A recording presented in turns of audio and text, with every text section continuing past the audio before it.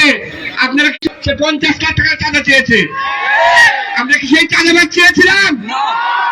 আমরা চেয়েছিলাম নান্দাইলের মানুষ যাতে শান্তিতে থাকতে পারে, নান্দাইলের মানুষ যাতে তার নিজের পছন্দের প্রার্থীকে ভোট দিতে পারে।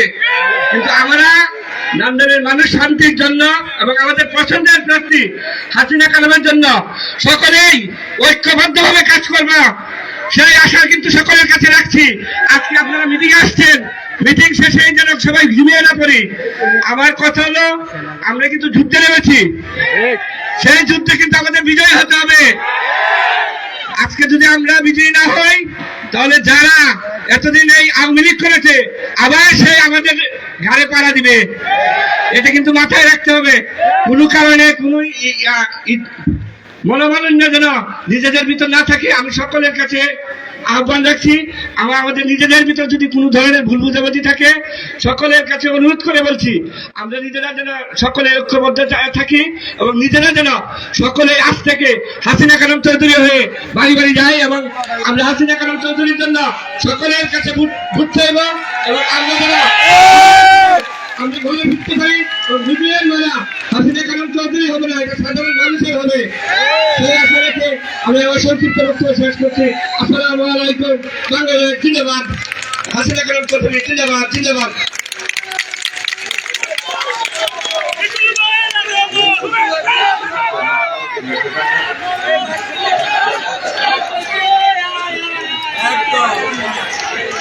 রাজনীতি ইউনিয়নের সম্মানিত সাবেক চেয়ারম্যান রুকনুদ্দিন সাহেবকে মঞ্চে আসার জন্য অনুরোধ করছি। এ পর্যায়ে আপনাদের মাঝে বক্তব্য নিয়ে আসছে নান্দাইলের মাঠে মানুষের নেতা, আমাদের প্রিয় নেতা, নান্দাইল এবং ঈশ্বরগঞ্জ থেকে নির্বাচিত জাতীয় সংসদ সদস্য, বীর মুক্তিযোদ্ধা জনতা খুররম খান চৌধুরী সাহেবের একমাত্র সুযোগ্য সন্তান, নান্দাইল উপজেলা বিএনপির সাবেক ভারপ্রাপ্ত সভাপতি, নান্দাইলের মাটি ও মানুষের নেতা জনতা নাসির খান চৌধুরী সাহেব আজকে আমাদের মাঝে ভার্চুয়ালি আপনাদের সাথে সংযুক্ত হচ্ছেন।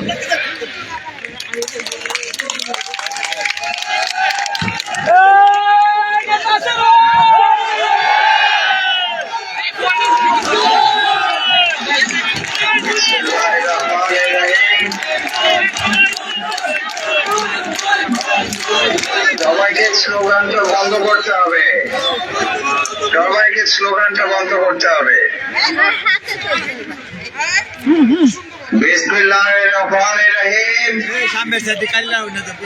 বাংলাদেশ জাতীয় সংসদ নির্বাচন উপলক্ষে আয়োজিত আজকে এই কর্মী সভার সম্মানিত সভাপতি, আজকে এই কর্মী সভার মধ্যমণি, নান্দাইল ও ঈশ্বরগঞ্জ থেকে বারবার নির্বাচিত সাবেক সংসদ সদস্য আমার মরহুম খুররম খান চৌধুরী, সুযোগ্য সহধর্মিনী আমার মমতাময়ী মা বেগম হাসিনা খান চৌধুরী মঞ্চে উপস্থিত আছেন। বাংলাদেশের কৃতি সন্তান, নান্দাইলের কৃতি সন্তান, নান্দাইলের জনসাধারণের প্রিয় বন্ধু আমার বড় ভাই মেজর জেনারেল আনোয়ার মোমিন ভাই মঞ্চে উপস্থিত আছেন। নান্দাইল উপজেলা পৌরসভার সাবেক মেয়র, বারবার কারা নির্যাতিত একজন জাতীয়তাবাদী দলের সৈনিক, আমার অত্যন্ত প্রিয় আজিজুল ইসলাম পিকুল সাহেব উপস্থিত আছেন। নান্দাইল উপজেলার বিভিন্ন ইউনিয়ন থেকে আগত নেতৃবৃন্দ উপস্থিত, মুরব্বিয়ান, উপজেলা পর্যায়ের নেতৃবৃন্দ, জেলা পর্যায়ের নেতৃবৃন্দ, উপস্থিত সম্মানিত এলাকাবাসী সহ যে যেখান থেকে আমাকে শুনতে পাচ্ছেন, আপনাদের সকলকে আসসালামু আলাইকুম। আপনারা কি আমার কথা শুনতে পাচ্ছেন? আপনারা আমাকে না দেখলেও দূর থেকে কিন্তু আমার দৃষ্টি সব সময় আপনাদের দিকে আছে। এখনো আমি আপনাদের দিকে তাকিয়ে আছি। আমি আপনাদেরকে বক্তব্য বেশি দীর্ঘায়িত করব না, কিন্তু কিছু কথা আজকে এই মুহূর্তে, এই ঐতিহাসিক মুহূর্তে আমাকে বলতেই হয়। আমার মরহুম বাবা আপনাদেরকে সাথে নিয়ে এই নান্দাইলের উন্নয়ন করার জন্য, এই নান্দাইলের জনসাধারণের মুখে হাসি ফোটানোর জন্য উনি ওনার আজীবন কষ্ট করে গেছেন। উনি ওনার জীবনের শেষ প্রান্তে এসেও নান্দাইলের মানুষের জন্য সংগ্রাম করেছেন। এই দেশে গণতন্ত্র ফিরিয়ে আনার জন্য চেষ্টা করেছেন। আপনারা অনেকেই উপস্থিত আমার বাবার সঙ্গ দিয়েছেন, নিজেরা নির্যাতিত হয়েছেন, কারাবরণ করেছেন, নিজের পরিবার পরিজনকে শ্রম না দিয়ে নান্দাইলের মানুষের জন্য, রাজনীতির জন্য আপনারা শ্রম দিয়েছেন। আমার বাবার 2021 সালে অকাল মৃত্যুর পর আপনারা জানেন আমি এই দেশের কি পরিবেশ পরিস্থিতি ছিল। এই দেশে মানুষ বিএনপির পরিচয় দিতে ভয় পেত। বিএনপির আমার ভাইয়েরা নিজের বাড়িতে রাতে ঘুমাতে পারতেন না, মানুষ রাস্তায় নেমে আসতে ভয় পেতেন। তখন আমি আপনাদেরকে সাথে নিয়ে আমার বাবা যে স্বপ্ন দেখেছিলেন সেই স্বপ্নকে কিন্তু তাড়া করেছি। আপনাদেরকে সাথে নিয়ে গণতন্ত্র ফিরিয়ে আনার জন্য আমি আন্দোলন করেছি। এখানে আমাদের মঞ্চে উপস্থিত পিকুল সাহেব আন্দোলন করেছে, এই মাঠে উপস্থিত আপনারা অনেকে কারাবরণ করেছেন, গুলিবিদ্ধ হয়েছেন, নিজের জীবনে অনেক কিছুর ক্ষয়ক্ষতি করেছেন। আজকে আমাদের এই সংগ্রাম ছিল নান্দাইলের মানুষকে ভালো কিছু দেওয়ার জন্য। আমাদের সংগ্রাম ছিল এই দেশের মানুষকে শান্তি শৃঙ্খলা দেওয়ার জন্য, এই দেশের মানুষকে গণতন্ত্র ফিরিয়ে দেওয়ার জন্য। কিন্তু দুঃখের বিষয়, আমাদের নেত্রী, দেশ নেত্রী বেগম খালেদা জিয়া কারাবন্দী ছিলেন। আমাদের নেতা জনাব তারেক রহমান আমাদের থেকে অনেক দূরে সুদূর প্রবাসী ছিলেন। একটি কুচক্রী মহল ষড়যন্ত্র করে ঠিকভাবে এই নান্দাইলের এই ত্যাগী পরিশ্রমী নেতৃবৃন্দদেরকে বঞ্চিত করে আসছে। আপনারা সকলেই দেখছেন। আমার বাবা যাদেরকে জীবনে মূল্যায়িত করার জন্য চেষ্টা করেছেন, নিজের স্থান ত্যাগ করে দিয়ে আরেকজনকে জায়গা করে দিয়েছেন, তার উত্তরসূরিরা এসে আমার বাবার শেষ জীবনে আমার বাবাকে কিভাবে আঘাত করেছে, বেইমানি করেছে আপনারা দেখেছেন। শুধু তাতেই তারা থেমে যায়নি, আমার বাবার মৃত্যুর পর আমাকে, আমার পরিবারকে, আমার আপনজনদের, আমার সহযোদ্ধাদেরকেও তারা আঘাত করেছে, আমার সহযোদ্ধাদেরকে তারা কষ্ট দিয়েছে।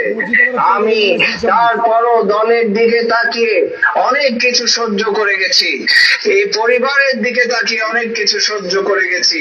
ভেবেছি সৎ পথে চলবো, আল্লাহ নিশ্চয়ই ইনসাফ আমাদের সাথে করবেন, নিশ্চয়ই দল আমাদের সাথে ইনসাফ করবেন। কিন্তু দুঃখের বিষয়, এই দেশে যখন মনোনয়ন ঘোষণা করা হয় আমাদের নেত্রী অসুস্থ ছিলেন, আমাদের নেতা দেশের বাইরে ছিলেন। একটি কুচক্রী মহল শুধু নান্দাইলে নয়, বাংলাদেশের বিভিন্ন উপজেলায় ত্যাগী পরিশ্রমী পরীক্ষিত জাতীয়তাবাদী শক্তির নেতৃবৃন্দদেরকে তাদের যোগ্য স্থান থেকে বঞ্চিত করেছে। আমরা তখনও সব মেনে নিয়েছি, ধৈর্য ধরেছি, দলের কাছে বারবার আকুতি করেছি, আবেদন করেছি। আজকে যাকে প্রার্থীতা দেওয়া হয়েছে সে আমাদেরই পরিবারের সন্তান, কিন্তু তার আচার আচরণে মনে হয় না সে আমাদের পরিবারের সন্তান। আমাদের পরিবার সবসময় জনগণের সাথে ছিল, মানুষের সাথে ছিল, মাটির সাথে মিশে ছিল। আর যাকে প্রার্থিতা করা হয়েছে সেই অতীত ইতিহাস ভুলে গিয়ে নানান ভাবে ষড়যন্ত্র করে আমাদেরকে কষ্ট দিয়ে আসছে।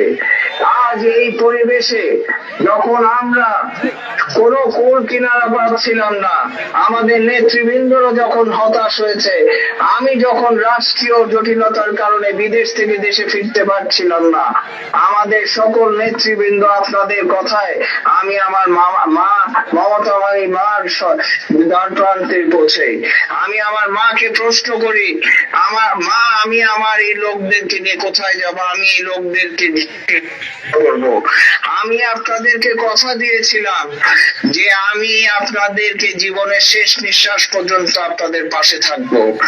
আমি যেহেতু রাষ্ট্রীয় জটিলতার কারণে আমি দেশে ফিরতে পারিনি, আমি আজকে আপনাদের কাছে আমার সবচেয়ে প্রিয় জিনিস, আমার সবচেয়ে প্রিয় ব্যক্তি, আমার মাকে আমি আপনাদের হাতে তুলে দিলাম। আমার বাবা নেই, আমার বাবাকে আমি হারিয়ে ফেলেছি, আমার মা আছে, আমি সেই মাকে আপনাদের হাতে তুলে দিয়েছি। আমার মা এই তার মমতা দিয়ে এই নান্দাইলের মানুষের মাঝে শান্তি ফিরিয়ে আনবেন, সঠিক নেতৃত্ব ফিরিয়ে আনবেন, ত্যাগী মানুষের, পরিশ্রমী মানুষের রিজিক এবং হক উনি ফিরিয়ে আনবেন। এই আশা আমি সন্তান হিসাবে আমি আমার মার কাছে করতে চাই। আজকে আমি অনেক দূরে, আমাকে অনেকে বলেন আমি হয়তো বা অনেক সৌভাগ্যবান, কিন্তু বাস্তবে আমি মনে করি